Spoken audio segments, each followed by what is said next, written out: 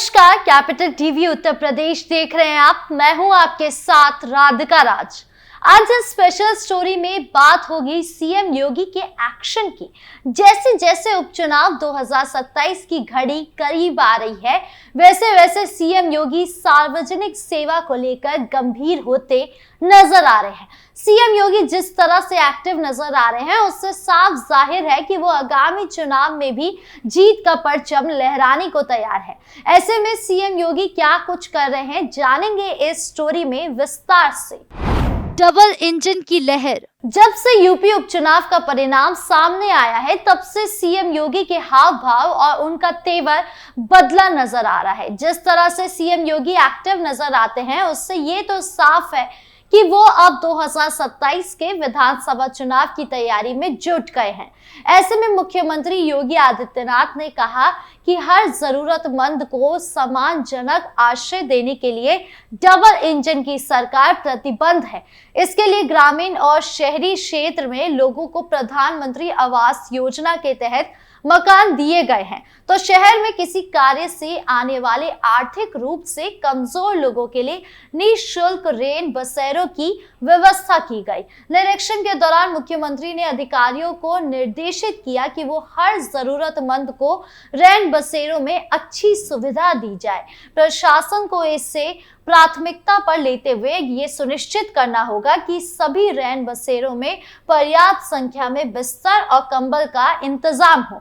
साफ सफाई का भी पूरा ध्यान रखा जाए। साथ ही यदि किसी के पास भोजन की व्यवस्था नहीं है, तो उसे भोजन भी उपलब्ध कराया जाए।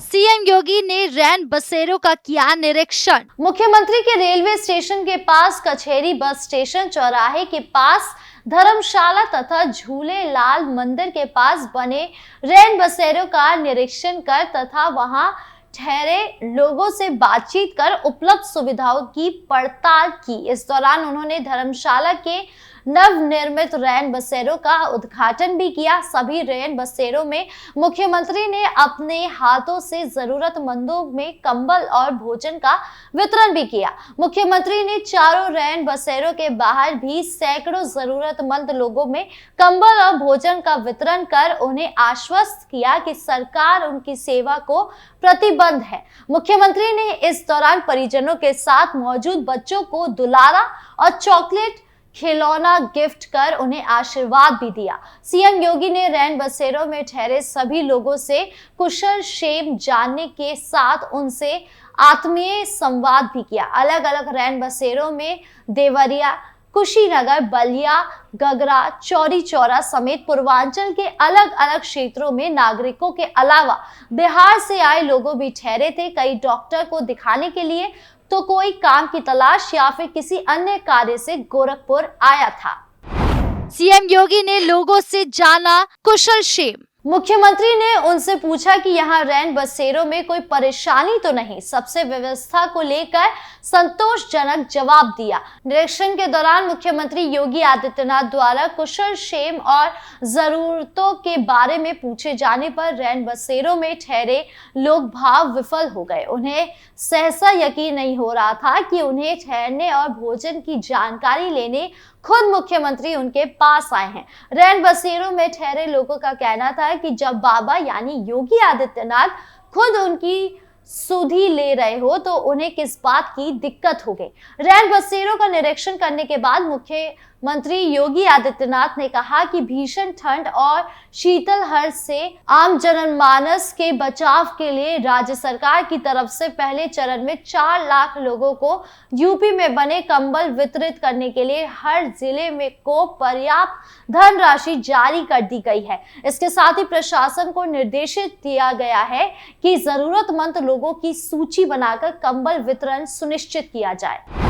सीएम योगी ने गिनाई केंद्र सरकार की उपलब्धि। मुख्यमंत्री ने कहा कि 10 वर्ष में प्रधानमंत्री नरेंद्र मोदी के नेतृत्व में प्रधानमंत्री आवास योजना के अंतर्गत शहरी और ग्रामीण क्षेत्रों में प्रदेश में 56 लाख परिवारों को पक्के आवास उपलब्ध कराए जाए। इसके अलावा 4 लाख लोगों को शीघ्र ही आवास उपलब्ध कराया जाए। इस व्यवस्था के बाद से ही जो लोग शहरी क्षेत्र में उपचार करने या किसी अन्य कार्य में से आते हैं, और उनके पास रात्रि में रुकने के लिए होटल या किराए पर रहने की क्षमता नहीं होती, उनके लिए शहरी क्षेत्रों में डबल इंजन सरकार की तरफ से स्थानीय निकाय के माध्यम से रैन बसेरे की व्यवस्था की गई है। मुख्यमंत्री योगी आदित्यनाथ ने कहा कि ठंड से कोई दम ना तोड़ पाए और ना ही कोई ठिठुरे, इसके लिए सरकार की तरफ से कई स्तरों पर प्रबंध किए गए हैं।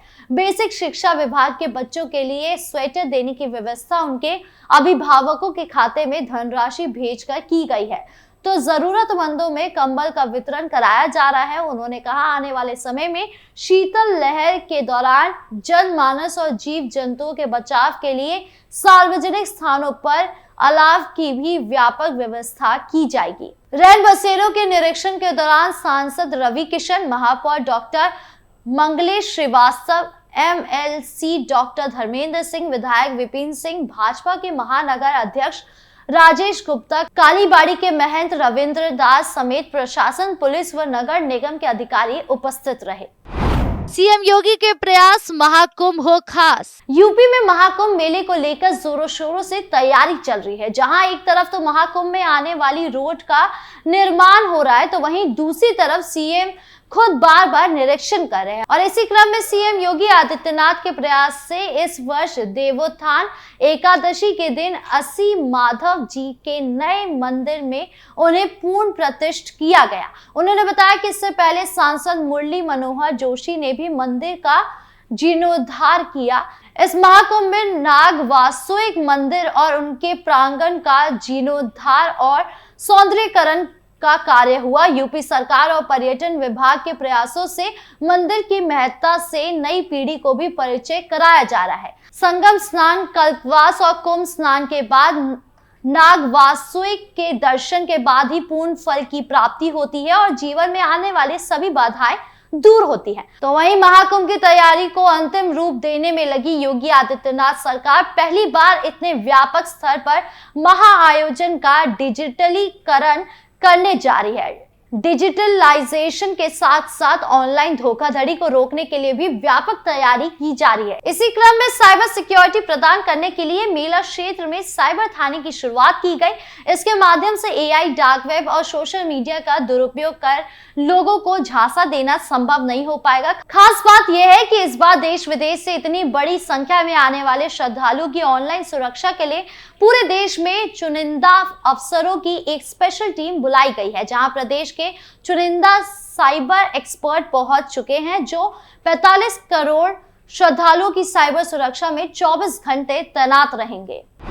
महाकुंभ नगर पहुंची स्पेशल टीम। मुख्यमंत्री योगी आदित्यनाथ के निर्देश पर महाकुंभ 2025 को अब तक का सबसे भव्य और दिव्य आयोजन बनाने के लिए वृहद स्तर पर तैयारी की जा रही है। मेला के दौरान यहां 45 करोड़ से अधिक श्रद्धालुओं के आने का अनुमान है, जिनकी सुरक्षा को लेकर मुख्यमंत्री योगी ने अफसरों को विशेष ध्यान देने का निर्देश दिया है। इसी क्रम में एक एक श्रद्धालु की सुरक्षा पर मेले के अधिकारी विशेष ध्यान दे रहे हैं। यही नहीं, उन्हें साइबर सिक्योरिटी प्रदान करने के लिए पूरे प्रदेश के चुनिंदा अफसरों की एक स्पेशल टीम महाकुंभ नगर बुलाई गई है।